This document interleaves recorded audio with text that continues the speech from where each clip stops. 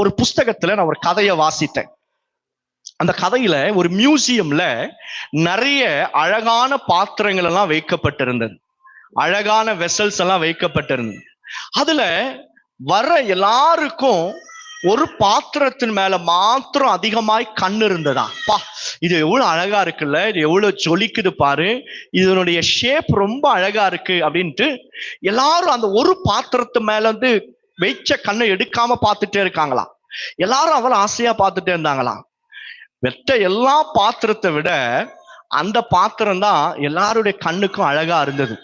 அதனுடைய விலை தான் ரொம்ப அதிகமாகவும் இருந்தது.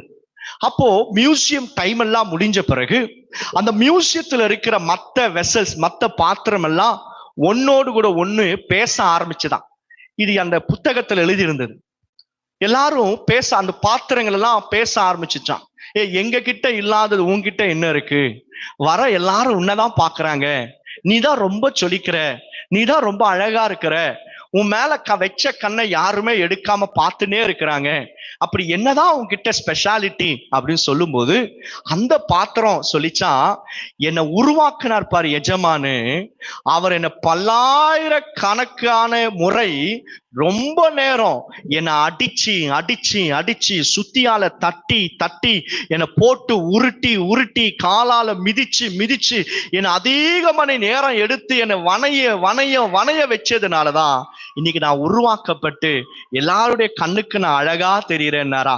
கர்த்தருடைய பிள்ளைகளை, உன் வாழ்க்கையில வருகிற உன் வேதனைகள், உன் பிரச்சனை, உன் கண்ணீர், உன் தனிமை, உன்னுடைய தவிப்பு, இவையெல்லாம் ஏன் கர்த்தர் அனுமதிக்கிறார் தெரியுமா?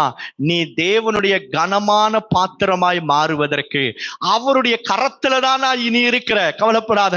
எத்தனை பேர் என்ன சொல்லி இருந்தாலும் சரி, எத்தனை பேர் உனக்கு விரோதமாய் எழும்பி இருந்தாலும் சரி, எவ்வளவு பிரச்சனையின் ஊடாக நீ நடந்து கொண்டிருந்தாலும் சரி, ரிமெம்பர், நீ கர்த்தருடைய கரத்துல இருக்கிற. ஆமென் சொல்லுங்க. ஆமே. அவருடைய கரம் உங்க மேல இருக்கும். அப்படி இல்லைன்னா அவர் கரத்திற்குள்ளாக நாம் இருப்போம். வேதத்தில் எழுதப்பட்டிருக்கு, ஸ்திரீயானவள் தன் பாலகனுக்கு மறந்தாலும் நான் என்ன பண்ண மாட்டேன், மறக்க மாட்டேன். ஏன் மறக்க மாட்டேன் அப்படின்னா, உன்னை கர்த்தர் தம்முடைய உள்ளங்கைக்குள்ளாக வரைந்து வைத்திருக்கிறார். அல்லேலூயா. கர்த்தருடைய பிள்ளைகளை, நீங்களும் நானும் குயவன் கரத்தில் இருக்கிற ஒரு மட்பாண்டத்தை போல நம்ம கெட்டு போனாலும் கர்த்தர் உன்னை கைவிட மாட்டா, கர்த்தர் உன்னை வெட்கப்படுத்த மாட்டா. நீ நல்ல ஒரு உருவம் கொடுக்கிற வரைக்கும் உன்னை கர்த்தர் வணைந்து கொண்டே இருப்பார். ஆமென் சொல்லுங்க. ஆமென். அல்லேலூயா. யோவான் 10:28 வாசிக்க கேட்போம். யோவான் 10வது அதிகாரம் 28வது வசனம். நான் அவைகளுக்கு நித்திய ஜீவனை கொடுக்கிறேன், அவைகள் ஒரு காலமும் கெட்டு போவதில்லை, ஒருவனும் அவைகளை என் கையில் இருந்து பறித்துக் கொள்வதும் இல்லை. சொல்லுங்க இந்த வசனத்தை எல்லாரும் சொல்லுங்க. ஒருவனும் என்னை கர்த்தருடைய கையிலிருந்து பறித்து கொள்வது இல்லை. ஒருவனும் உன்னை தேவனுடைய கையிலிருந்து பிடுங்கவே முடியாது. ஏன் முடியாதுன்னா, நீங்களும் நானும் யாருடைய கரத்துல இருக்கிறோம்?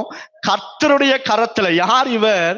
என்னை உண்டாக்கினவர், என்னை போஷிக்கிறவர், என்னை என் தாயின் கருவில நான் உருவேற்படுகிறதற்கு முன்பாகவே அவருடைய கண்கள் என் கருவை கண்டிருக்கிறபடியினால, அவர் என்னை உண்டாக்கினபடியினால எந்த மனுஷனோ வியாதியோ வியாகுலமோ பலவீனமோ சுகவீனமோ கடனோ பிரச்சனையோ கண்ணீரோ தவிப்போ தனிமையோ ஒன்றுமே நம்மை தேவனுடைய கையிலிருந்து பறித்து கொள்வது இல்லை.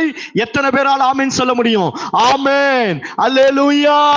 நீங்கள் கர்த்தருடைய கையில இருக்கிறபடியினால உன்னை ஒருவனும் பறித்து கொள்வது இல்லை. ஆமென் சொல்லுவோம். ஆமென். இதுதான் இந்த வசனத்துல மிக முக்கியமான பகுதி. என்ன அப்படின்னா, நான் ஏன் கெட்டு போக மாட்டேன், நான் ஏன் வெட்கப்பட்டு போக மாட்டேன், நான் ஏன் பாழாய் போக மாட்டேன் அப்படின்னா, நான் கர்த்தருடைய கரத்துல இருக்கிறதுனால நான் ஒரு நாளும் கெட்டு போவது இல்லை. ஆமென் சொல்லுங்க. ஆமென்.